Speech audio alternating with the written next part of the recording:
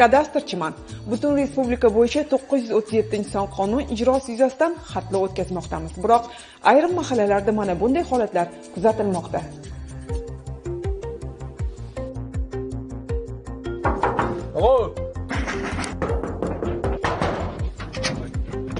Hamma hujjatlarim joyida. Lekin ko'rsata olmayman sizlarga. Kechroq soat 5dan keyin kelinglar, xo'jayinim keladilar. Uyda hozir hech kim yo'q. Bu esa qorli, yomg'irli kunlar bo'lishiga qaramay bitta obyektga bir necha bor takror borishimizga va mazkur holat rejadan tashqari ortiqcha vaqt yo'qotilishiga sabab bo'lyapti.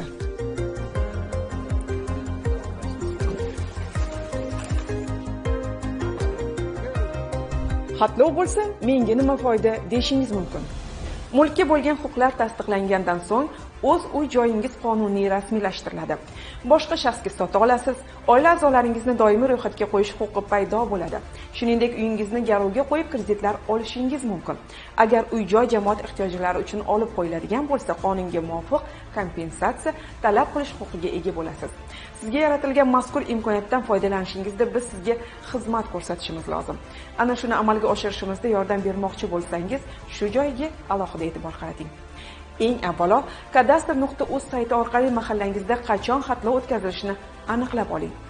O'sha kuni o'z xonadoningizda bo'ling. So'raganimiz kadastr xodimlari uyingizga xatlovga borishganida vazifalarni bajarishlari uchun imkoniyat yaratishingiz kerak xolos. Zero bir mahalla xatlovini yakunlamay boshqa mahallaga xatlovga borish mumkin emas. Bir uyga bir necha marotaba takror borish oqibatida tasdiqlangan reja jadval bo'yicha kechikishlar yuzaga kelmoqda.